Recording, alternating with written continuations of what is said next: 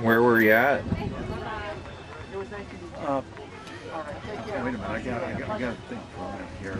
We were on our way. We were heading for the Rhine River, and we had stopped about 4:30 in a field for the night, and my captain called me up, said, "Halls, I want you to come down. I want to see you." So I went down, and he said, "I need a patrol tonight." He said to go down and contact A company, which is on our left. So he said, "I want you to take a patrol of 3, yourself and 2 men." So he said, "I want you to go about 8:30. And Is it AM or PM? PM. Okay. After dark. Right. So I got Sergeant Hendricks and the private good, and he said, "Now when you go, you just take 1 cartridge of ammo in your pocket and your rifle, and wear a wool hat." And he said, "Now you go down this fire break." The German woods was in fire breaks. They had roads down through them. So we went down this road, and he said, "When you get down there," he said, there's a machine gun nest on that road, and that's Company A, I believe it was. They'll stop you. Well, we started down that road. I told Good, I said, "You stay back. You be the back guy." So we walked down that road, and all of a sudden we see to the right of us a gray coat in the woods. So we just stopped. Well, they went the other way. I think it was a sentry. So we kept on going, and pretty soon my buddy, he jumps in front of me and down into a ditch, and he grabs a machine gun. And here was 2 young German soldiers asleep in the ditch. They were in outposts with this machine gun. And so we just woke them up very hurriedly and rapidly, and said, "Come and see here, come and see here," and a hook, and a hook. And then we took off and Mach Schnell up that road. So we're going up that road, and all of a sudden somebody said, "Halt!" And so we stopped, and he said, "Advance to be recognized." So I walked up there, and he said, "What's the sign?" I give him the sign. It was yellow, and he said, "That's wrong." Well, they were on the south post. They didn't have the new sign and countersign. So then he said, "Advance closer." So I went up, and I said, "Are you with Company A machine gun?" He said, "Yes." I said, "Well, I'm from Company L, and we are on your right flank, and we're secure." And I said, "The new sign is yellow, and the counter sign is rose." And so then we went back to company. We turned in our prisoners, and they questioned them.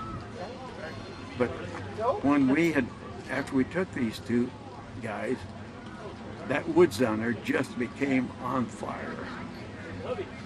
They shooting everything. And so after they interrogated those guys, that was a detachment of 19 German tanks down there. And so that's what we had gone into. And what unit were you with when you did this? And where was it? The 78th Division, Company L, 309th Infantry. I was a platoon sergeant, and we were the right flank protection for, I think, the 9th Armored Task Force Texas was the code word.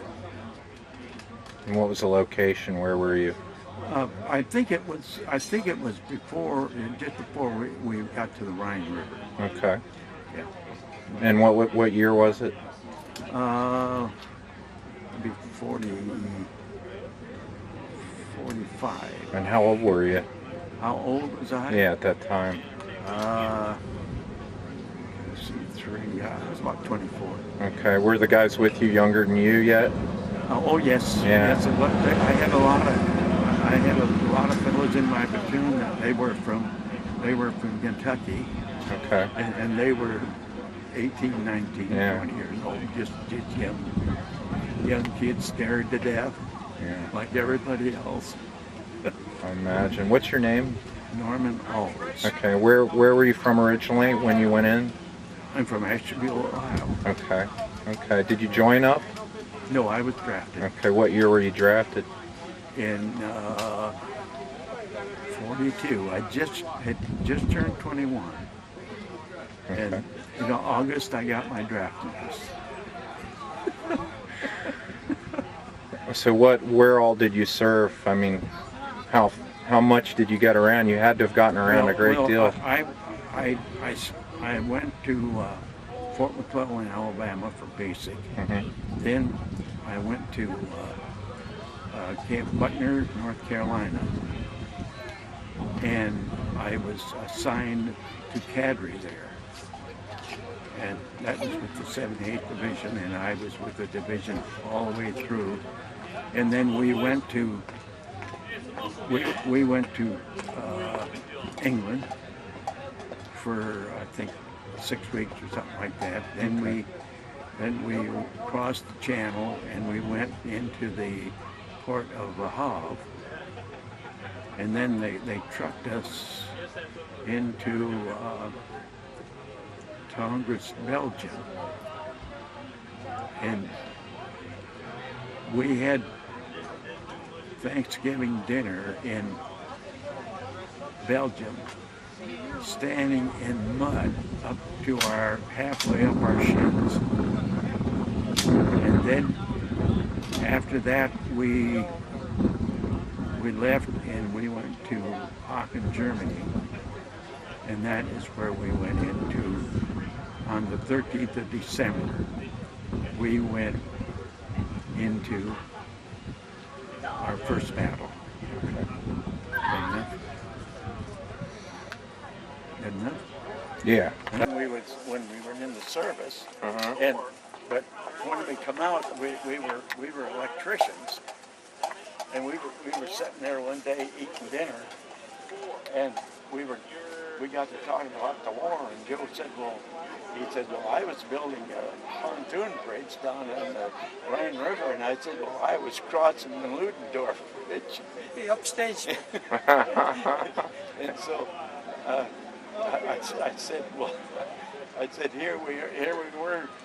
We didn't even know each other at the time, and he was down the river a couple of miles building the pontoon bridge, and I was crossing the Remagen Bridge. And you ran into each other back in the States then, Yeah, later on? when we went to work. Yeah. Okay. Yeah. Right after the war in the 50s, so you met each other in the 50s, or? No, then about the 60s, I think. Okay. Have you ever seen one of these?